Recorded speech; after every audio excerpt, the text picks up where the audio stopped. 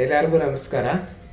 ಭಗವದ್ಗೀತೆಯ ಇಂದಿನ ಸಂಚಿಕೆಯಲ್ಲಿ ಅರ್ಜುನ ವಿಷಾದ ಯೋಗದ ಕಡೆಯ 3 ಶ್ಲೋಕಗಳನ್ನು ನೋಡ್ತಾ ಹೋಗೋಣ. 45, 46 ಮತ್ತು 47ನೇ ಶ್ಲೋಕಗಳು.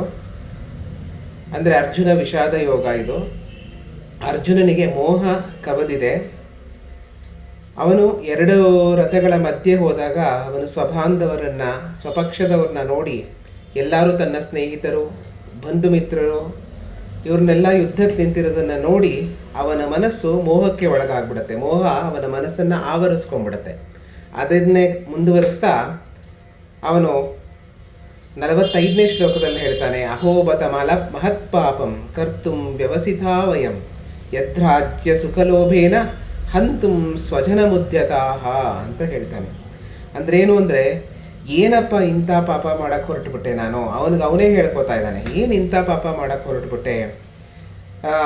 ಒಂದು ಸುಖಕ್ಕೋಸ್ಕರ, ಒಂದು ರಾಜ್ಯಕ್ಕೋಸ್ಕರ, ಒಂದು ನನ್ನ ರಾಜ್ಯದ ಆಸೆಗೋಸ್ಕರ ಸ್ವಜನರನ್ನು ಹತ್ಯೆ ಮಾಡುವಂತಹ ಪಾಪಕ್ಕೆ ನಾನು ಕೈ ಹಾಕ್ಬಿಟ್ಟಿದ್ದೀನಲ್ಲ ಅಂತ ಅವನು ಹೇಳ್ಕೊತಾನೆ. ಅದನ್ನೇ ಮುಂದುವರಿಸ್ತಾ 46ನೇ ಶ್ಲೋಕದಲ್ಲಿ, ಯದಿ ಮಾಮ ಪ್ರತೀಕಾರ ಮಶಸ್ತ್ರಂ ಶಸ್ತ್ರಪಾಣಯ ಧಾತೃರಾಷ್ಟ್ರ ಹಣೇಹನ್ಯು ಸ್ತನ್ಯೇ ಕ್ಷೇಮತರಂ ಭವೇತ್ ಅಂತ ಹೇಳ್ತಾನೆ.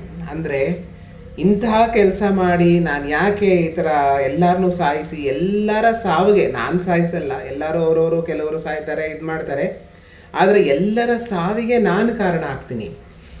ಈ ನಾನು ಯಾಕೆ ಕಾರಣ ಆಗ್ತೀನಿ ಅಂದ್ಕೊಂಡಿದ್ದಾನೆ ಅಂದರೆ, ಪಾಂಡವರ ಸೈನ್ಯ ಮುಖ್ಯವಾಗಿ ಅರ್ಜುನನ ಶೌರ್ಯದ ಮೇಲೆ ನಿಂತಿದೆ. ಅರ್ಜುನ ಮತ್ತು ಭೀಮನ ಶೌರ್ಯ ಪರಾಕ್ರಮಗಳ ಮೇಲೆ ನಿಂತಿದೆ.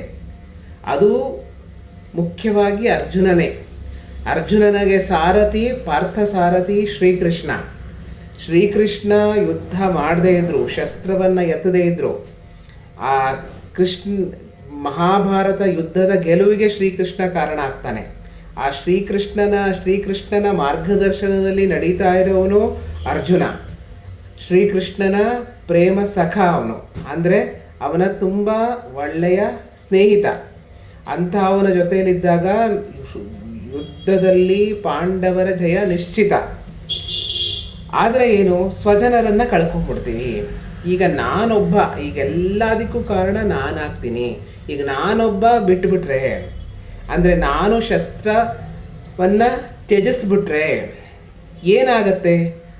ಧೃತರಾಷ್ಟ್ರನ ಮಕ್ಕಳು ನನ್ನೊಬ್ಬನ್ನ ಸಾಯಿಸ್ಬಿಡ್ತಾರೆ. ಹೋಗಲಿ ಬಿಡು, ನನ್ನೊಬ್ಬನ್ನ ಸಾಯಿಸ್ಬಿಟ್ಟೋದ್ರಿಂದ ನಾನೊಬ್ಬ ಸತ್ತೋದ್ರೆ ಏನೂ ತೊಂದರೆ ಆಗಲ್ಲ, ಎಲ್ಲರೂ ಉಳ್ಕೋತಾರೆ, ಎಲ್ಲರ ಮಕ್ಕಳು ಮೊಮ್ಮಕ್ಕಳು ಎಲ್ಲರೂ ಉಳ್ಕೋತಾರೆ. ಅದರಿಂದನೇ ಕ್ಷೇಮತರಂ ಭವೇತ್, ಅದರಿಂದನೇ ತುಂಬ ಕ್ಷೇಮ ಆಗುತ್ತೆ.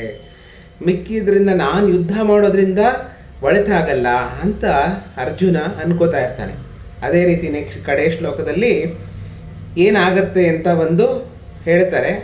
ಏವ ಮುಕ್ತಾರ್ಜುನ ಸಂಖ್ಯೆ ರಥೋಪಸ್ಥ ಉಪಾವಿಶತ್ ವಿಸೃಜ್ಯ ಸಶರಂ ಚಾಪಂ ಶೋಕ ಸಂವಿಘ್ನ ಮಾನಸ.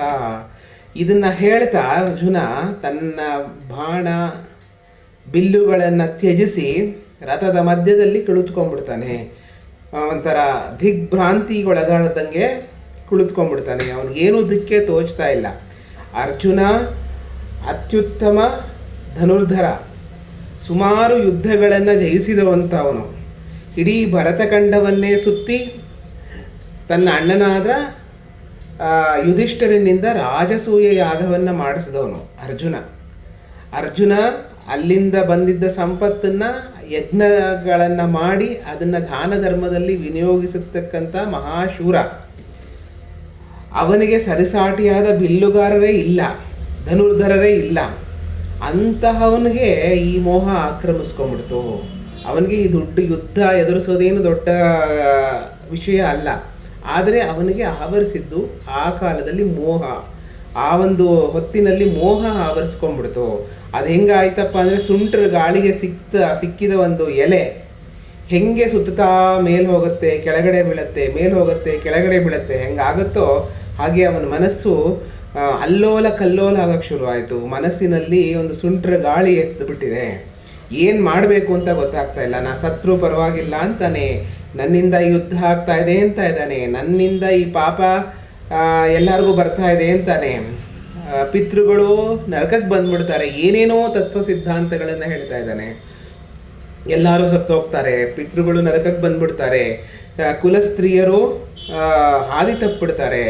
ಅದರಿಂದ ಭರತಖಂಡದಲ್ಲಿ ಅತ್ಯಂತ